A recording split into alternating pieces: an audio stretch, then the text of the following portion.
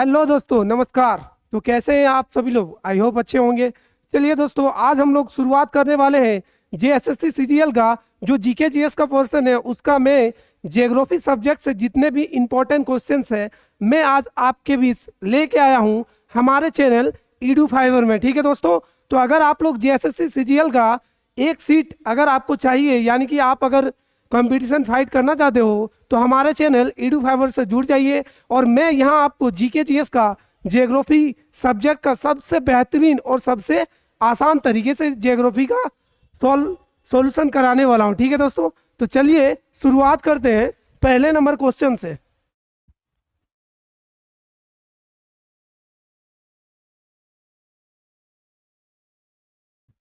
चलिए देखिए पहला नंबर क्वेश्चन। तो दोस्तों स्क्रीन पे पहला नंबर क्वेश्चन क्या पूछा गया है कि निम्नलिखित में से कौन सा खनिज केरल राज्य में प्रचुर मात्रा में पाया जाता है। तो दोस्तों आप लोगों को पता होगा कि केरल में कौन सा खनिज सबसे प्रचुर मात्रा में पाया जाता है? लो अयस्क। कौन सा खनिज? लो अयस्क केरल में सबसे प्रचुर मात्रा में पाया जाता है। ठीक है, तो चलिए जानते हैं इससे जुड़े इंपॉर्टेंट फैक्ट को। ठीक है,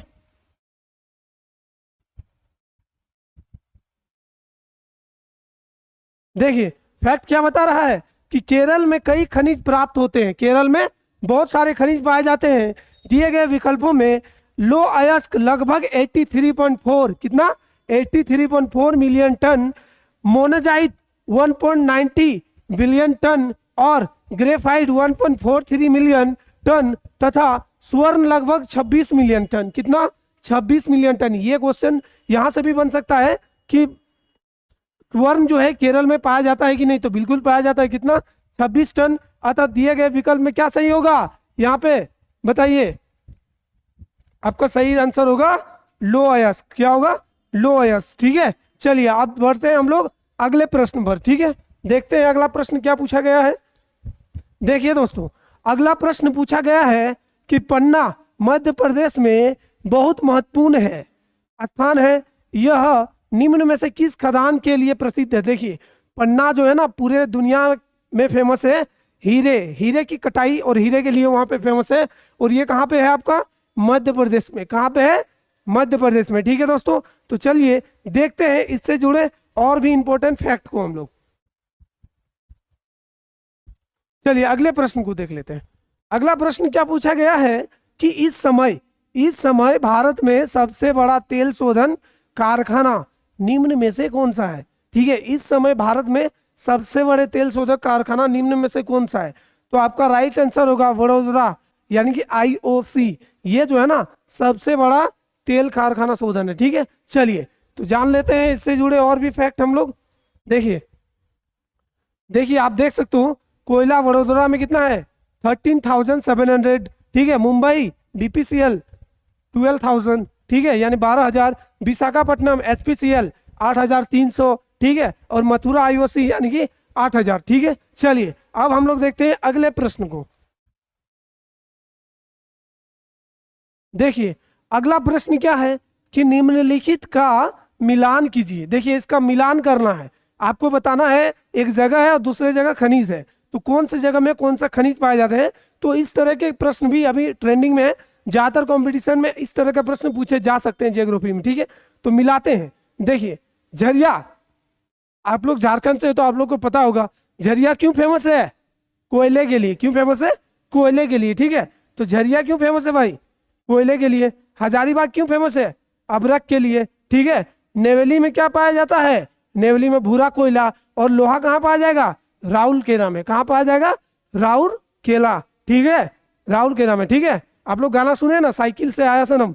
ठीक है, तो उसमें राउरकेला का जिक्र आता है ना, तो बस वही। तो आप इसको देख लीजिए, इसका राइट आंसर क्या होने वाला? B number. 1 का डी। ठीक है, 2 का सी। ठीक है, 2 का सी, 3 का ए एंड 4 का बी। 4 का बी। ठीक है, तो राइट आंसर क्या हो गया आपका? B number. ठीक है, चलिए देख लेते हैं इससे जुड़े इंपॉर्टेंट फैक्ट। देखिए हजारीबाग अभ्रक के लिए फेमस है, नेवेली भूरा कोयला के लिए, और झरिया कोयला के लिए, और राउरकेला आपका लोहा के लिए फेमस है। ठीक है दोस्तों, तो आई होप आपको समझ में आया होगा। चलिए अब हम लोग बढ़ते हैं अगले प्रश्न पर। देखिए अगला प्रश्न पूछा गया है, भारत में सबसे ऊंचा बांध भाखड़ा किस नदी पर बना है? यानी कि भारत में सबसे ऊंचा बांध जो भाखड़ा है ये किस नदी पे बना है? तो ये आपका सतलज पे बना है। कहाँ बना है? सतलज नदी पर। ठीक है, चलिए देख लेते हैं फैक्ट। देखिए भाखड़ा नंगल, देखिए भाखड़ा बांध, ठीक है, भाखड़ा बांध सतलज नदी पर बना है। कहाँ पे? सतलज नदी पर। ठीक है, जो विश्व के उच्चतम गुरुत्वीय बांधों में से एक है, यानी कि विश्व के सबसे ज्यादा उच्चतम गुरुत्वीय बांधों में से एक है। वर्तमान में भारत का सबसे ऊंचा बांध भागीरथी नदी पर है। किस नदी पर है? भागीरथी नदी पर है। ठीक है, और निर्मित टिहरी बांध है, इसकी ऊंचाई 260.5 यानी 260.5 मीटर है। ठीक है दोस्तों, तो चलिए अब हम लोग बढ़ेंगे अगले प्रश्न पर।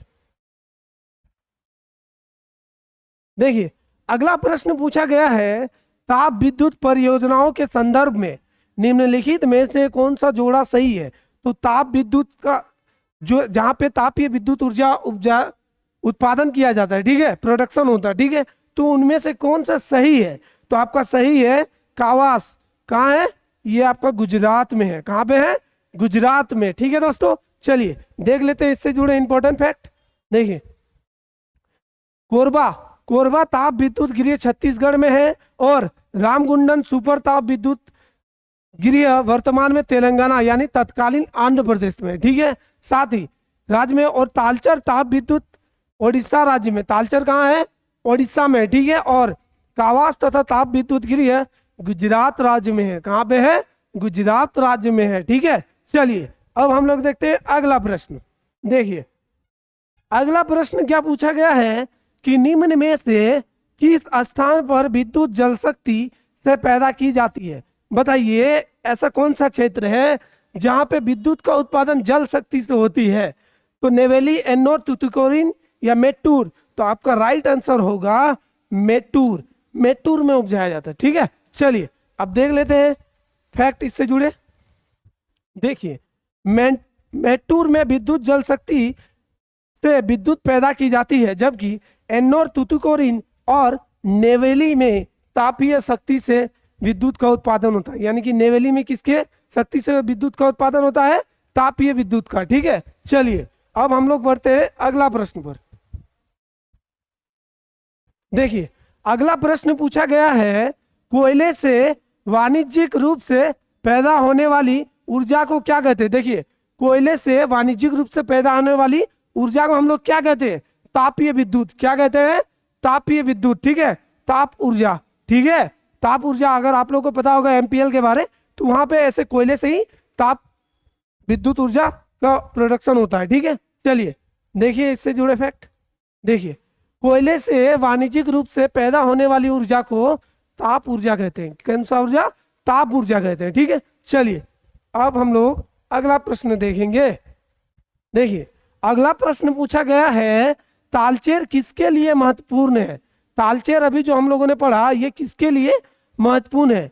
ठीक है, केबल उद्योग, जल विद्युत उत्पादन या एटॉमिक रिएक्टर या भारी जल संयंत्र? तो ये आपका इसके लिए फेमस है, महत्वपूर्ण है, भारी जल संयंत्र, यानी कि ऑप्शन नंबर डी आपका राइट आंसर। ठीक है, चलिए अब देख लेते हैं इससे जुड़े इंपॉर्टेंट फैक्ट को। देखिए देखिए भारी जल बोर्ड की एक इकाई तालचेर में स्थापित की गई है, और भारी जल बोर्ड परमाणु ऊर्जा विभाग के अंतर्गत उद्योग एवं खनिज क्षेत्र की संघटक इकाई है, जो नाभिकीय विद्युत के साथ साथ रिएक्टरों में मंदक एवं शीतलक के रूप में उपयोग किए जाने वाले भारी जल D2O, भारी जल का सूत्र क्या होता है? D2O। ठीक है, ये भी याद रखिएगा, ये भी आपका केमिस्ट्री में क्वेश्चन बन सकता है। ठीक है, और उत्तरदायी है। इसके अलावा तालचेर को ओडिशा का कोयला भंडार भी कहा जाता है। देखिए तालचेर में, उड़ीसा में क्या कहा जाता है? तालचेर को कोयला भंडार। ठीक है, उड़ीसा का कोयला भंडार किसे कहा जाता है? तालचेर को। ठीक है, ऐसा प्रश्न भी बन सकता है। यहाँ कई तापीय ऊर्जा संयंत्र भी स्थापित किए गए हैं। ठीक है, चलिए अब हम लोग देखेंगे अगला प्रश्न। देखिए अगला प्रश्न पूछा गया है, कौन सा समुद्र पत्तन राउरकेला स्टील संयंत्र के सबसे निकट है? यानी कि राउरकेला स्टील संयंत्र के सबसे निकट कौन सा पत्तन है? पत्तन का मतलब जहां पे शिप स्टेशन, जिसको हम लोग बोलते हैं बंदरगाह, क्या कहते हैं, बंदरगाह। तो पत्तन, पारादीप, राउरकेला के सबसे नजदीक में कौन सा आएगा, पारादीप आएगा। ठीक है, चलिए अब देखते हैं इससे जुड़े और फैक्ट। देखिए, पारादीप पत्तन राउरकेला स्टील संयंत्र के सबसे निकट है। ठीक है, चलिए अब हम लोग देख लेते हैं अगला प्रश्न। ठीक है दोस्तों, चलिए देखिए अगला प्रश्न पूछा गया है, भारत के पूर्वी तट पर स्थित पत्तन। ठीक है, भारत के पूर्वी तट पर कौन से पत्तन स्थित है? तो आपको पता होगा पारादीप, अभिपड़ा और हल्दिया, ये भी हमारे भारत के पूर्वी तट पर है। कहां पर? पूर्वी तट। तो पूर्वी तट किसे कहते हैं? आप लोगों को पता होगा, ये जो तट है ना, इसको बोलते हैं पूर्वी तट, इसको पश्चिमी तट। और दोनों ही तट आपस में कहाँ पे मिलते हैं? नीलगिरी में। ठीक है, कहाँ पे? Nilgiri biosphere reserve. ठीक है, वहां पे मिलते हैं। चलिए अब हम लोग आगे बढ़ते हैं। ठीक है, देखिए इससे जुड़े इंपॉर्टेंट फैक्ट कि पारादीप और हल्दिया भारत के पूर्वी तट पर स्थित पत्तन है, जबकि कोचीन और कांडला पश्चिमी तट के पत्तन है। कोचीन और कांडला जो है पश्चिमी तट के पत्तन है। ठीक है, ये याद रखिएगा। चलिए अब हम लोग देखते हैं अगला प्रश्न। देखिए अगला प्रश्न पूछा गया है, कांडला पत्तन पोर्ट कहां पर स्थित है? तो कांडला पत्तन पोर्ट ये आपको कहां पे है? गुजरात के कच्छ की खाड़ी में। कहां पे? गुजरात के कच्छ की खाड़ी में। ठीक है, चलिए देख लेते हैं इससे जुड़े इंपॉर्टेंट फैक्ट को। देखिए, कोलकाता, हल्दिया, पारादीप, विशाखापट्टनम, चेन्नई, एन्नोर एवं तूतीकोरिन पूर्वी तट के मुख्य बंदरगाह है। किसके? पूर्वी तट के मुख्य बंदरगाह ये सारे हैं। और मुंबई, कांडला और न्यू मैंगलोर और पश्चिमी तट के प्रमुख बंदरगाह। ठीक है, कांडला जो कि गुजरात पश्चिमी तट का प्रमुख बंदरगाह है, जो कि कच्छ की खाड़ी में पड़ता है। कहाँ पे पड़ता है? कच्छ की खाड़ी में। ठीक है, और जबकि पांडिचेरी और कराईकल वो विशाखापट्टनम पूर्वी तट पर है। कहाँ पर है? पूर्वी तट पर स्थित है। किंतु प्रश्न में पूर्वी तट के प्रमुख बंदरगाह की बात कर रहा है, तो पूर्वी तट में क्या आएगा? पारादीप और हल्दिया आएगा। ठीक है, चलिए अब हम लोग बढ़ते हैं अगले प्रश्न पर। देखिए अगला प्रश्न पूछा गया है, जवाहरलाल नेहरू बंदरगाह कहां पर स्थित है? तो जवाहरलाल नेहरू बंदरगाह ये आपको मिलेगा मुंबई में। कहां पे? मुंबई में मिल जाएगा। ठीक है, चलिए देख लेते हैं इससे जुड़े इंपॉर्टेंट फैक्ट। ठीक है, जवाहर नेहरू या नोहावा सेवा बंदरगाह की स्थापना मुंबई बंदरगाह के यातायात भार को कम करने के लिए किया गया था। ठीक है, और ये भारत का सबसे बड़ा कृत्रिम एवं आधुनिक बंदरगाह। देखिए ये जो बंदरगाह ना जवाहरलाल नेहरू पत्तन, ये आपका कृत्रिम है। ठीक है, ये बहुत इंपॉर्टेंट फैक्ट है, क्योंकि इस तरह के प्रश्न बनेंगे। ठीक है, आपको पत्तन दे देंगे और पूछेंगे कि इनमें से कौन सा कृत्रिम है, तो कौन सा है? जवाहरलाल नेहरू। ठीक है, पत्तन। चलिए अब हम लोग अगले प्रश्न पे देखते हैं। देखिए दोस्तों, अगला प्रश्न पूछा गया है, कोलकाता किस प्रकार के बंदरगाह का उदाहरण है? तो कोलकाता किस प्रकार के बंदरगाह का उदाहरण है? तो ये आपका नदीय बंदरगाह का उदाहरण है, नदीय। ठीक है, कोलकाता आप लोगों को पता होगा वहां पे कौन सा नदी है? हुगली नदी, जो गंगा नदी के फरक्का बैराज से जुड़ा है। ठीक है, चलिए अब हम लोग देखेंगे इससे जुड़े फैक्ट। देखिए कोलकाता नदीय बंदरगाह का उदाहरण है, यह समुद्र तट से लगभग 203 किलोमीटर की दूरी पर स्थित है। यह हुगली नदी के तट पर स्थित है। कहाँ पर स्थित है? हुगली नदी के तट पर। आप लोग अगर गए होंगे कहाँ पे? हावड़ा ब्रिज देखने गए होंगे ना, तो वहां पे जो नदी है उसी नदी का नाम है हुगली नदी। ठीक है, और वहीं पे वो पत्तन है। ठीक है, कोलकाता नदी पत्तन है। ठीक है, चलिए अब बढ़ते हैं अगले प्रश्न पर। देखिए अगला प्रश्न पूछा गया है, कौन सा राष्ट्रीय राजमार्ग दिल्ली और कोलकाता को वाराणसी के रास्ते से जोड़ता है? यानी कि दिल्ली और कोलकाता को वाराणसी के रास्ते कौन सा राजमार्ग जोड़ता है? तो ये आपका NH2 जो है, ये आपको दिल्ली और कोलकाता से होते वाराणसी के रास्ते को जोड़ता है। ठीक है, चलिए अब इससे जुड़े इंपॉर्टेंट फैक्ट को हम लोग देख लेते हैं। देखिए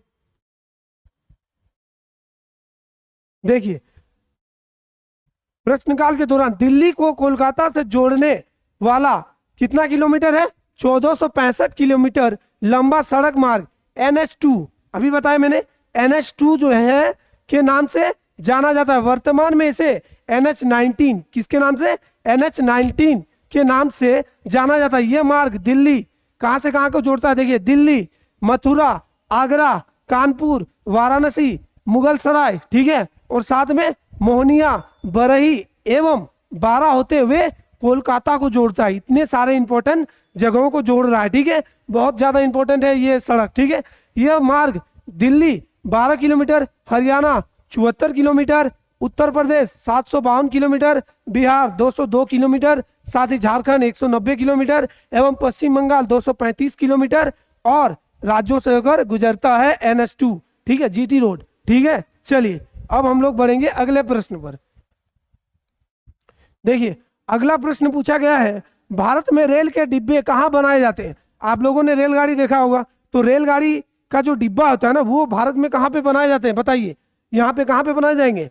तो कपूरथला तथा पेराम्बूर में, कहाँ पे, कपूरथला और पेराम्बूर में भारत के जो इंडियन रेलवे है ना, उनके जो इंजन होते हैं, ठीक है, उसको बनाया जाता है कहाँ पे, कपूरथला तथा पेराम्बूर में, ठीक है। चलिए देख लेते हैं इससे जुड़े इंपॉर्टेंट फैक्ट को।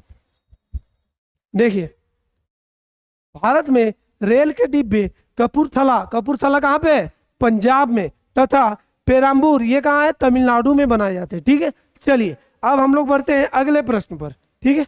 देखिए अगला प्रश्न पूछा गया है, निम्नलिखित में से किस शहर में सड़क पर चलने वाले पंजीकृत वाहनों की संख्या सबसे अधिक है। देखिए सड़क पर चलने वाले पंजीकृत वाहनों की संख्या किस शहर में सबसे ज्यादा है, मुंबई, कलकत्ता, दिल्ली, चेन्नई। तो आप लोगों को आंसर पता हो गया होगा, सबसे ज्यादा कहाँ पे चलता है, दिल्ली में, इसलिए दिल्ली शहर में भारी प्रदूषण भी है, ठीक है।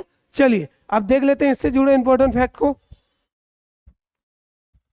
देखिए मोटर वाहन सांख्यिकी वार्षिक बुक भारत 2018 के अनुसार दिल्ली में सड़क पर चलने वाले पंजीकृत वाहनों की संख्या कितना है, 8.85 मिलियन, और इसके बाद क्रमशः चेन्नई, मुंबई एवं कोलकाता का स्थान आता है, ठीक है। चलिए अब हम लोग देखते हैं अगला प्रश्न को। देखिए अगला प्रश्न पूछा गया है, भारत के किस नगर में 2 रेलवे जोन का मुख्यालय है। तो भारत के किस नगर में 2 रेलवे जोन का मुख्यालय, यानी कि 2 रेलवे जोन का मुख्यालय है, तो वो है आपका मुंबई में 2 रेलवे जोन का मुख्यालय है, ठीक है। चलिए जान लेते हैं इससे जुड़े इंपॉर्टेंट फैक्ट को, ठीक है। देखिए उपयुक्त नगरों में से मुंबई में 2 रेलवे जोन, मध्य मुंबई CST एवं पश्चिमी मुंबई चर्च गेट, ठीक है, का मुख्यालय है, और हुबली में दक्षिण पश्चिम जोन का। देखिए बहुत इंपॉर्टेंट फैक्ट है दोस्तों, क्योंकि रेलवे का मुख्यालय बहुत बार पूछा जा चुका है और आई होप इस बार भी क्वेश्चन आएगा इससे, ठीक है। तो हुबली किसका है, हुबली जो है दक्षिण पश्चिम जोन का मुख्यालय है, और नई दिल्ली में उत्तरी जोन का एवं जबलपुर में पश्चिमी मध्य जोन का मुख्यालय है, ठीक है। बहुत ही ज्यादा इंपॉर्टेंट फैक्ट है, आप इसको नोट डाउन भी कर सकते हैं, ठीक है। चलिए अब देखते हैं हम लोग अगला प्रश्न को। देखिए अगला प्रश्न पूछा गया है, कोंकण रेलवे जोड़ती है। तो बताइए जो कोंकण रेलवे है ना, ये जो रेलवे है ये किससे किसको जोड़ती है। तो ये जोड़ता है आपको रोहा से मंगलोर को, रोहा से मंगलोर को जोड़ रहा है कौन, कोंकण रेलवे, ठीक है। चलिए जान लेते हैं इससे जुड़े और भी फैक्ट को। देखिए कोंकण रेलवे कोंकण तट के सहारे महाराष्ट्र, गोवा एवं कर्नाटक राज्यों में फैला हुआ है, महाराष्ट्र, गोवा एवं कर्नाटक राज्यों में फैला हुआ है। कोंकण रेलवे महाराष्ट्र के रोहा को कर्नाटक के मंगलोर से जोड़ता है, ठीक है। चलिए अब बढ़ेंगे अगले प्रश्न पर। देखिए अगला प्रश्न क्या पूछा गया है कि यह दी गई अवधि समष्टि में होने वाली मौतों की संख्या है। देखिए दी गए समय में होने वाले मौतों की संख्या को क्या बोलेंगे हम लोग, मृत्यु दर, क्या बोलेंगे, मृत्यु दर बोलेंगे, ठीक है। चलिए अब जान लेते हैं इससे जुड़े फैक्ट को। देखिए मृत्यु दर दी गई अवधि समष्टि में होने वाली मौतों की संख्या है। किसी भी देश या समाज में मृत्यु दर का निर्धारण अनेक कारकों द्वारा होता है, किसके द्वारा, अनेक कारकों के द्वारा होता है, ठीक है। और चिकित्सा सुविधाएं, स्वस्थ का सामान्य स्तर, जनसंख्या की स्वस्थ रहने की आदतें, एक वर्ष में 1000 जनसंख्या पर होने वाली मृत्यु दर कहलाती है, ठीक है। चलिए अब हम लोग देखेंगे अगले प्रश्न।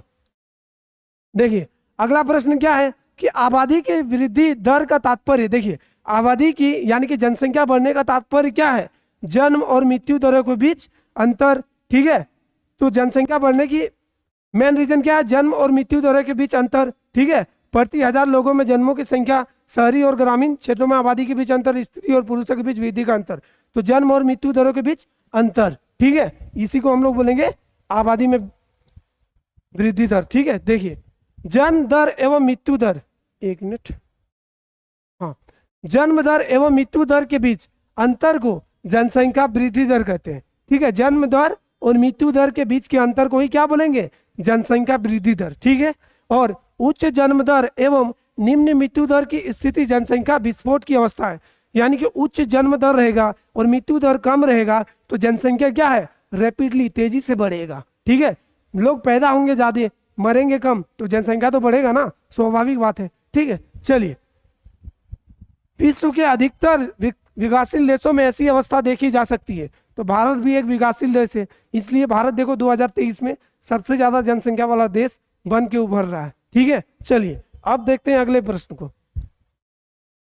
देखिए अगला प्रश्न पूछा गया है, निम्नलिखित में से किस भारतीय राज्य में अनुसूचित जनजाति आबादी का संकेंद्रण सबसे अधिक है, यानी कि किस भारतीय राज्य में अनुसूचित जाति का जो आबादी का संकेंद्रण सबसे अधिक है, तो ये आपको मिल जाएगा मध्य प्रदेश में। कहाँ मिल जाएगा, मध्य प्रदेश में, ठीक है। चलिए देख लेते हैं और भी फैक्ट इससे जुड़े। देखिए वर्ष 2011 की जनगणना के अंतिम आंकड़ों के अनुसार मध्य प्रदेश में जनजातीय आबादी, ठीक है, कितना है, इतना है, का सर्वाधिक संकेंद्रण है, ठीक है। और इसके बाद इस दृष्टि से क्रमशः महाराष्ट्र में इतना है, ठीक है, 10,51,00,000, ठीक है, इतना है, एवं उड़ीसा में इतना है, ठीक है। चलिए अब देखते हैं हम लोग अगले प्रश्न को। देखिए अगला प्रश्न पूछा गया है दोस्तों, एक सेकंड, देखिए अगला प्रश्न, भारत में जनसंख्या के घनत्व की परिभाषा की जाती है। देखिए भारत में जनसंख्या के घनत्व की परिभाषा को कैसे हम लोग डिनोट करते हैं, प्रति वर्ग किलोमीटर व्यक्तियों की संख्या के रूप में, यानी कि 1 किलोमीटर के दूरी पर कितने लोग पाए जाते हैं, उसी को हम लोग क्या बोलेंगे, जनसंख्या घनत्व, ठीक है। जनसंख्या घनत्व का मतलब यही है कि प्रत्येक किलोमीटर में कितने लोग बसे हैं, ठीक है, उसी को हम लोग जनसंख्या घनत्व कहते हैं, ठीक है। चलिए जान लेते हैं इससे जुड़े और भी फैक्ट को। देखिए भारत में प्रति वर्ग किलोमीटर क्षेत्र में निवासित व्यक्तियों की कुल संख्या को उस क्षेत्र का जनसंख्या घनत्व कहते हैं, ठीक है। चलिए अब हम लोग देखते हैं अगला प्रश्न। देखिए अगला प्रश्न पूछा गया है दोस्तों, भारत में सबसे घनी आबादी वाला राज्य है, तो भारत में सबसे घनी आबादी वाला राज्य, घनी मतलब घनत्व के आधार पर, तो सबसे ज्यादा घनत्व किस राज्य में है, बिहार में। और सबसे ज्यादा जनसंख्या किस राज्य में है, यूपी में, उत्तर प्रदेश में, ठीक है। तो अगर घनत्व पूछे तो बिहार, ठीक है। चलिए आप जान लेते हैं इससे जुड़े इंपॉर्टेंट फैक्ट को।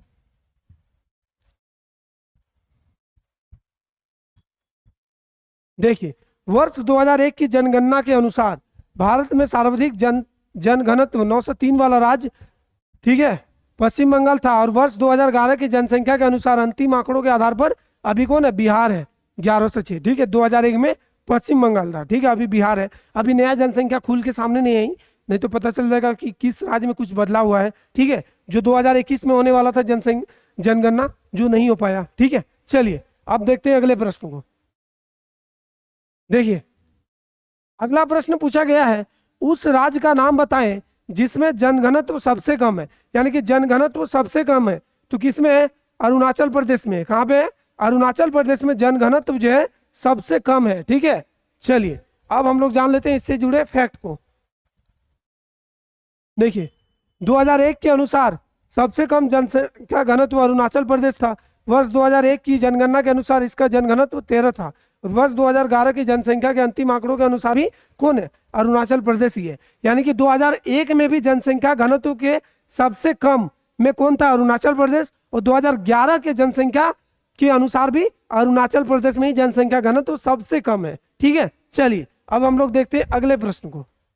देखिए अगला प्रश्न क्या है कि भारतीय जनसंख्या के इतिहास में किस काल अवधि को आगे की ओर एक बड़ी छलांग कहा जाता है। तो किस काल अवधि को जनसंख्या के रूप में आगे की ओर एक बड़ी छलांग है, तो है 1961 से 1971, 1961 से 1971 को, ठीक है। चलिए देख लेते हैं इससे जुड़े और भी इंपॉर्टेंट फैक्ट। देखिए भारतीय जनसंख्या के इतिहास में 1961 से 71 के दशक में सर्वाधिक वृद्धि दर्ज की गई, अतः इस काल अवधि को आगे की और एक बड़ी छलांग कहा जाता है।